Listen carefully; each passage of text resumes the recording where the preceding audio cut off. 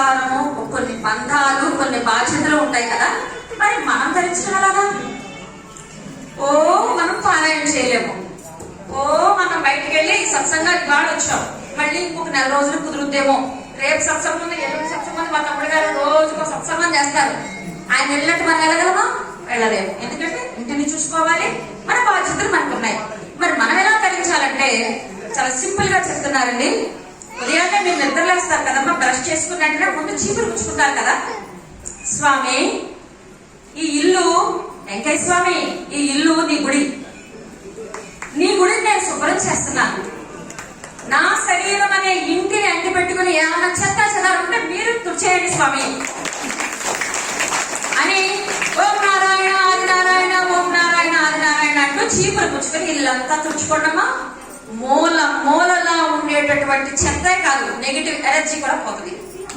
మీ ఇల్లు ఎప్పుడు కూడా మీరు ఇలా చేస్తున్నాడు.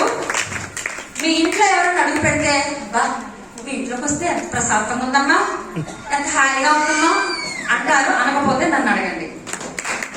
అది అయిపోయిన తర్వాత ఏం చేస్తామా, గిన్నెలు తోముకుంటాం కదా. వెంకయ్య స్వామి, ఈ పాత్రల్ని నేను శుభ్రం చేస్తున్నాను. నా బుద్ధి అనే పాత్రలో ఎన్ని అంట్లు అంటుకుని ఉంటాయో, బుద్ధి అనే పాత్రని మీరు శుభ్రం చేయండి వెంకయ్య స్వామి. నేను ఈ పాత్ర చదువుతున్నాను అని చెప్పుకుని ఓం నారాయణ అన్నారు. మీరు తోవేదాకా మీకు శ్రమ ఉండదు, ఎన్నంట్లయినా అంచక తోవేయగలుగుతారు. శ్రమ ఉండదు, అందులో తిన్న వాళ్ళకి ప్రశాంతంగా ఉంటది. ఏమా తర్వాత బట్టలు ఉతుక్కుంటాను కదా. స్వామి, ఈ బట్టల్ని నేను ఉతుకుతున్నాను. నా మనస్సు అనే వస్త్రాన్ని మీరు పండగేసి బాది శుభ్రం చేసేది. ఎందుకంటే మనస్సుకి చాలా మురుగులు ఉంటాయి. అది ఇలా చూడండి, ఉదయం కట్టుకున్న బట్ట మధ్యాహ్నానికే మాసిపోతుంది. అలాగే మన మనస్సు కూడా క్షణానికి మాసిపోతూ ఉంటుంది. కాబట్టి దాన్ని మీరు శుభ్రం చేయండి స్వామి అని చెప్పుకుని ఓం నారాయణ ఆది నారాయణ ఉతికేయండి అమ్మా. ఆ బట్టలు వేసుకున్న వాళ్ళు ప్రశాంతంగా ఉంటారు. ఇది మనం చేసేటటువంటి సాధన కదా. దీనికి ఎవరు అడ్డు చెప్పరు. మా ఆయన కూడా సత్సంగాలకు వెళ్తారు, మా అత్తగారేమో పారాయణ చేసి కూర్చుంటే తిడుతుందండి. ఇదేమీ లేదు, మనం చేసుకునేది. కుదిరితే మీకు ఇబ్బంది లేకపోతే పైకి చేసుకోండి ఆ నామం. ఎందుకంటే శబ్దానికి గొప్ప శక్తి ఉంది. ఆ శబ్దం వల్ల మన ఇల్లంతా కూడా మంచి పాజిటివ్ ఎనర్జీతో వస్తుంది.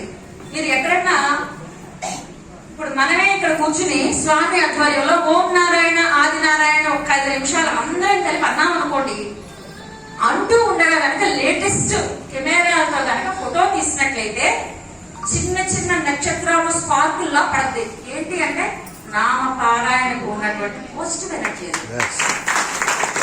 కాబట్టి మీరు ఓం నారాయణ ఆది నారాయణ అని నామం చేసుకుంటూ చక్కగా పనులు చేసుకోండమ్మా. అలాగే ఉదయం సాయంత్రం కూడా మీరు పక్క నుంచి లేచి మీ పనులు ఏ రోజు ఏ టైంకి అయితే లేస్తారో ఆ టైంకి ఒక 20 నిమిషాలు అరగంట ముందో లేవండి. మీరు పక్క మీద మట వేసి కూర్చోండి. నేను మొహం కడుక్కోలేదు, నా బట్టలు బాగాలేదు అనుకోవాల్సిన పని లేదు. మట వేసి కూర్చోండి. ఒక 4-5 సార్లు వెంకటేశ్వరం తలుచుకుని ఓం నారాయణ ఆది నారాయణ అనండి. ప్రశాంతంగా కళ్ళు మూసుకుని కూర్చోండి. మీరు కూర్చోగలిగిన సేపు చక్కగా మళ్ళీ లేచి కళ్ళు తెచ్చుకుని ఒక్కసారి స్వామి ఒక దండం పెట్టుకుని మళ్ళీ ఓం నారాయణ ఆది నారాయణ 5 సార్లు అనుకుని మీ పనులు వెతుకుని రెడ్డిపోండి. సేమ్ ఇదే మళ్ళీ పడుకునే ముందు కూడా చేయండి. అది ఈ ధ్యానం అనేది భగవంతుడిని మనం చేరే అన్ని మెట్లలోకి ఫైనల్ మెట్టది. పూజ, స్తోత్రము, జపము, హోమాలు, యజ్ఞాలు ఎన్నింటికన్నా పైబెట్టు ధ్యానం. నామ జపము చేస్తున్నాం, ధ్యానానికి వెళ్తున్నాం. దీనికి ఎవ్వరు మనల్ని కంట్రోల్ చేయలేరు. మనం ఎవరికి సమాధానం చెప్పాల్సిన పని కూడా లేదు. సంసారంలో ఉంటూ మన బాధ్యతలు మనం నెరవేరుస్తూ మనం ఈ చేసుకున్నట్లయితే మనం కుటుంబంలో ఉంటూ ఈ సంసారంలో ఉంటూ మనం గొప్ప సాధనకి వెళ్ళి వారిని అర్థం చేసుకుంటూ, అంటే స్వామి యొక్క బోధన చదవండి. వెంకటేశ్వర వారికి చక్కగా మంచి పుస్తకాలు బోర్డు ఉన్నాయి, అవి చదవడానికి ప్రయత్నించండి, అర్థం చేసుకోవడానికి ప్రయత్నించండి. ఈ స్వామి గురించి ధ్యానం చేస్తూ ఉన్న టైంలోనే మనం ఎలా వెళ్ళాలో వారే మనల్ని గైడ్ చేస్తారని తెలియజేస్తూ ఓం నారాయణ ఆది నారాయణ. ఓం నారాయణ. ఈరోజు నేను ఒక ముఖ్యమైన వ్యక్తికి కృతజ్ఞతలు తెలియజేయాలండి. సాయి గారు ఎప్పుడో 15 సంవత్సరాల క్రితం మా ఇంటికి వచ్చారు. వారు ఎవరో నాకు తెలియదు, మరి ఎవరు చెప్పారో తెలియదు. వచ్చారు. వాళ్ళు వచ్చేటప్పటికి నేను ఇంకా అప్పటికి స్నానం చేయకుండా ప్రొద్దుట పనులు చేసుకుంటూ చేసుకుంటే ఎలా ఉంటాం అంటే పొలంలో ఉంటాం, బయటకు వస్తే చక్కగా రెడీ ఉంటాం. కానీ అలా ఉన్న టైంలో ఆయన వచ్చి అక్క నువ్వు లక్ష్మీబాయి షిండేవి అన్నారు. మరి అక్క లక్ష్మీబాయి షిండే అంటే మరి ఆయన ఎవరండి? సాయి గారే కదా, సాయిబాబాయే కదా. వారు ఆ క్షణం నుంచి కూడా నా చేయి వదలలేదండి. అంటే భౌతికంగా కాదు, అది సాధనా పరంగా ఎందరో అవధూతుల్ని పరిచయం చేశారు. నాకు ఎన్నో విషయాలు చెప్పారు, ఎన్నో పుస్తకాలు ఇచ్చారు. ఎక్కడ ఎవరు ఉన్నా, ఎక్కడ ఎటువంటి విషయాలు జరిగినా అక్క అంటూ నాకు తెలియజేస్తూ ఉంటారు.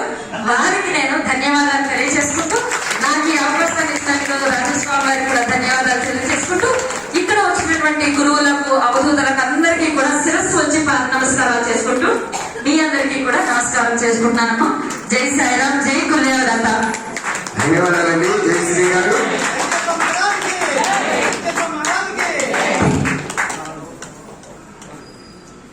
అలాగే వెదిరేశ్వర్ నుంచి విచ్చేసినటువంటి పార్వతి మాతాజీ గారు, వారిని వేదికగా ఆహ్వానిస్తున్నాం. మీ అందరి కరతాళ ధ్వనులతో